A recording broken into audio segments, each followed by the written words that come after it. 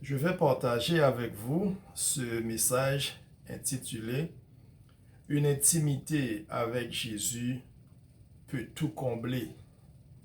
Une intimité avec Jésus peut tout combler. Et le texte que nous allons considérer, c'est Jean chapitre 4, les versets 4 à 29.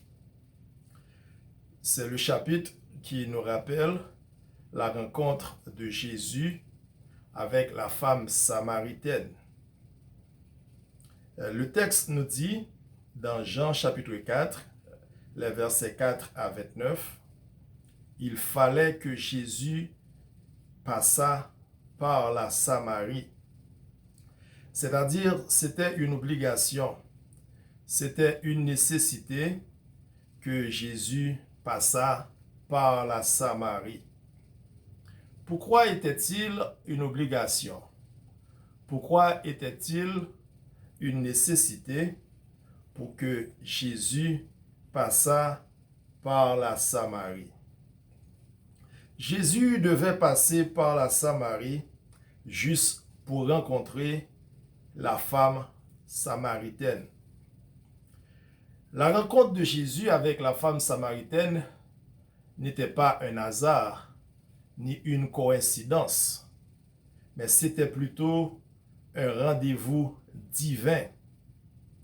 C'était un rendez-vous divin, c'était une nécessité, une obligation que Jésus passa par la Samarie juste pour rencontrer la femme samaritaine. Quel a été le motif de cette rencontre? Pourquoi était-il nécessaire pour que Jésus rencontrait la femme samaritaine? Jésus voulait rencontrer la femme samaritaine parce que la femme avait des problèmes multiples. La femme samaritaine avait beaucoup de problèmes. Et Jésus, dans son amour, dans sa compassion, voulait rencontrer la femme samaritaine pour porter secours à cette femme qui avait tant de problèmes. Et je vais énumérer pour vous les différents types de problèmes qu'avait la femme samaritaine. Premièrement, la femme samaritaine avait un problème ethnique. La femme samaritaine avait un problème social, un problème ethnique. La province de Samarie en Israël était occupée par Assyrie. Les Juifs de Samarie et les Assyriens avaient des enfants et engendraient une génération métissée. Et la femme samaritaine faisait partie de cette génération mixte, de cette génération de métis. C'était un mélange entre les Juifs samaritains et les Assyriens. Les Samaritains subissaient beaucoup de discrimination sociale en Israël à cause de leur mélange ethnique. Et la femme samaritaine subissait beaucoup de discrimination sociale en Israël à cause de son ethnicité. Elle avait un problème ethnique, un problème social. Et deuxième problème qu'avait la femme samaritaine, elle avait un problème psychologique. À cause de cette discrimination sociale, la femme samaritaine avait un complexe d'infériorité, une manque d'estime de soi. Elle avait un problème psychologique. Troisièmement, la femme samaritaine avait un problème spirituel. Elle avait la soif de communier avec Dieu, son Créateur. Elle avait besoin d'une intimité avec Dieu. Elle avait envie d'entendre la voix de son Créateur. Elle avait besoin de dialoguer et de louer son Créateur. Elle avait un problème spirituel. Quatrièmement, la femme samaritaine avait un problème de confusion. La femme samaritaine était confuse. Elle confondait ses besoins sentimentaux et romantiques avec ses besoins spirituels. La femme samaritaine était confuse entre ses besoins. Elle confondait ses besoins sentimentaux et romantiques avec ses besoins spirituels. Elle essayait de satisfaire ses besoins spirituels à travers des relations sentimentales. C'est pourquoi elle a passé 5 maris. Ces maris ne pouvaient pas satisfaire ses besoins spirituels. Comme résultat, elle a passé 5 maris. La femme samaritaine n'était pas une prostituée, mais elle était plutôt confuse. Elle était confuse entre ses besoins romantiques et spirituels. Parce que aucun homme, aucune femme ne peut remplacer la place de Dieu dans votre vie. Aucun mari, aucune épouse ne peut substituer la présence de Dieu pour votre vie. Et c'était la confusion de la femme samaritaine. Elle cherchait satisfaction pour ses besoins spirituels à travers des relations romantiques et sentimentales. Cinquièmement, la femme samaritaine avait un problème éthique, un problème moral. Elle avait une relation secrète avec un homme marié.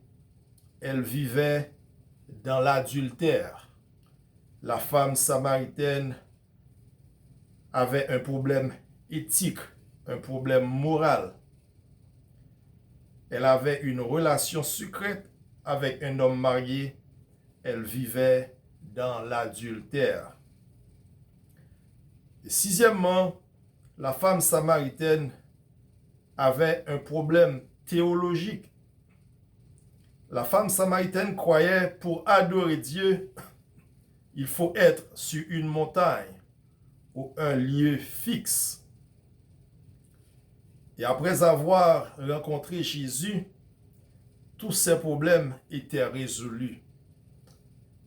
Oui, la femme samaritaine avait un problème théologique. Elle pensait pour trouver Dieu. Pour adorer Dieu, elle devait monter sur une montagne ou un lieu fixe pour trouver Dieu. La théologie de la femme était incorrecte.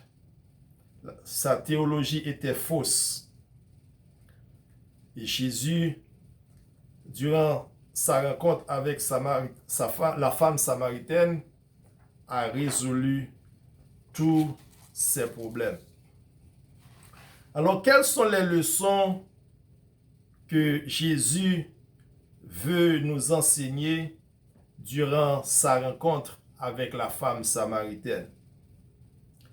Il y a 5 grandes leçons que Jésus veut nous enseigner durant sa rencontre avec la femme samaritaine. 5 grandes leçons. Premièrement, Jésus veut nous rappeler qu'il nous aime.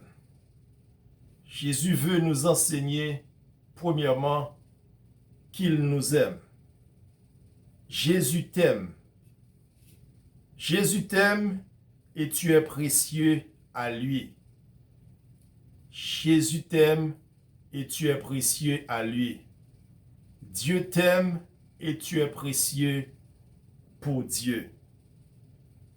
Pendant que la société juive traitait la femme samaritaine comme inférieure, et Jésus, de son côté, a pris congé de ses disciples et de toutes ses activités juste pour donner de l'attention à la femme samaritaine. Tu vois? Pendant que la société juive maltraitait la femme parce qu'elle était mélangée, parce qu'elle était mixte, mais Jésus, dans son amour, a pris congé de toutes ces activités juste pour donner de l'attention à la femme samaritaine. Et la première leçon que Jésus veut nous enseigner durant sa rencontre avec la femme samaritaine, c'est que Jésus t'aime et tu es précieux à lui. Et deuxième grande leçon que Jésus veut nous enseigner durant sa rencontre avec la femme samaritaine, c'est que la mission de Jésus est sauver, restaurer, transformer et réparer. La deuxième leçon que Jésus veut nous enseigner, c'est que sa mission est de sauver, restaurer, transformer et réparer. Jésus n'est pas dans les affaires d'humilier les gens, d'avilir les gens et de scandaliser les gens. La mission de Jésus est de sauver, restaurer, transformer et réparer. Jésus n'est pas dans les affaires d'humilier les gens, d'avilir les gens et de scandaliser les gens. Et la troisième leçon que Jésus veut nous enseigner durant sa rencontre avec la femme samaritaine, c'est que nous devons cultiver la discrétion. Tu vois, Jésus n'a pas discuté la vie de la femme samaritaine avec ses disciples, ni de leur partager la confidence que la femme lui avait confiée. Ses disciples non plus ne le questionnent pas sur de quoi il parlait avec la femme samaritaine.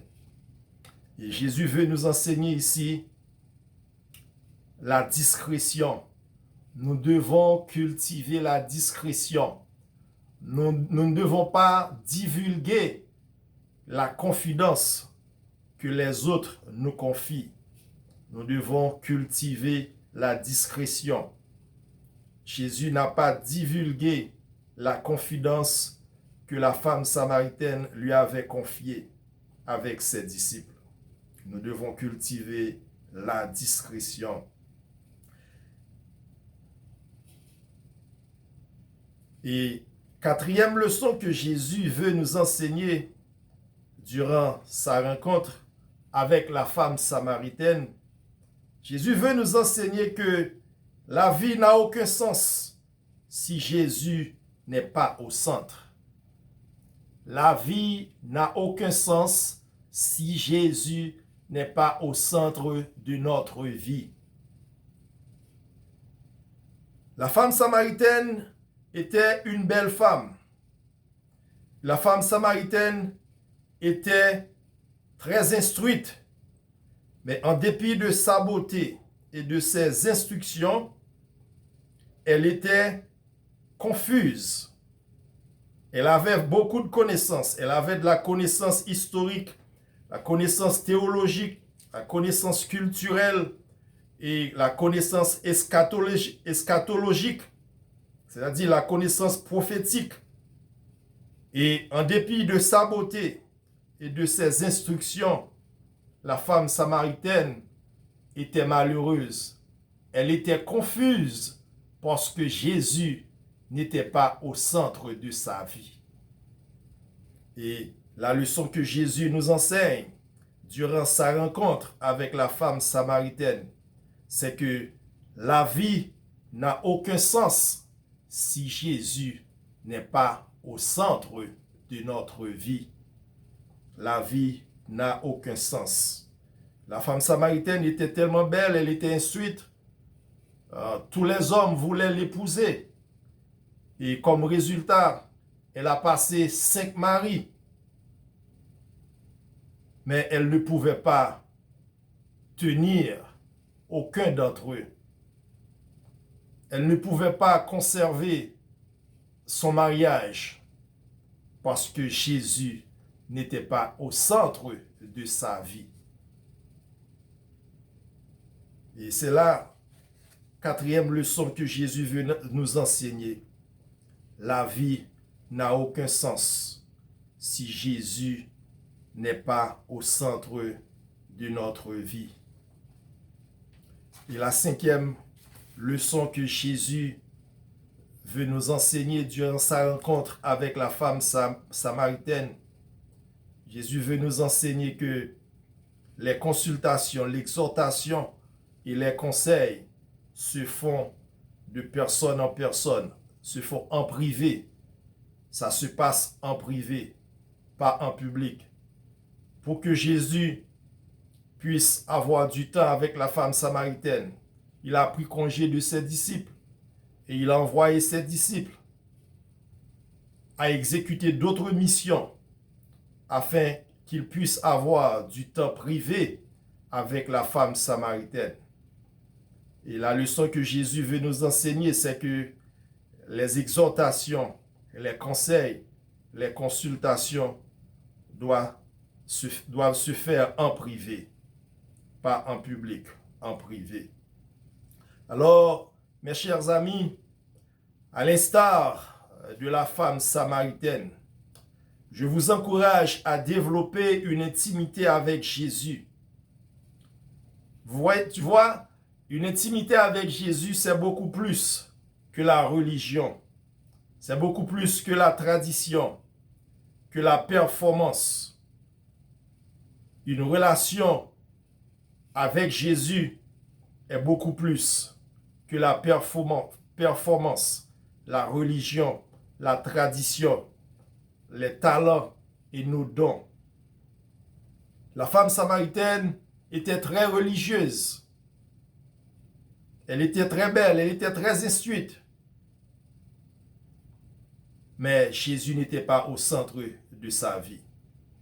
Alors, bien-aimés, mes chers amis, je vous encourage à développer une intimité avec Jésus. Jésus est la réponse à tous nos problèmes. Une relation christocentrique. Nous devons mener une vie christocentrique, une vie centrée sur Christ, une relation centrée sur Jésus. C'est ça la différence. Nous pouvons avoir toutes les choses dans la vie, mais si nous n'avons pas une intimité avec Jésus, si Jésus n'est pas au centre de notre vie, comme la femme samaritaine, notre vie est confuse. Nous sommes dans la confusion. Et je vous exhorte, je vous encourage à développer une intimité avec Jésus, à vivre une vie christocentrique, une vie basée sur une intimité avec Jésus, une vie centrée sur Christ. Que Dieu vous bénisse.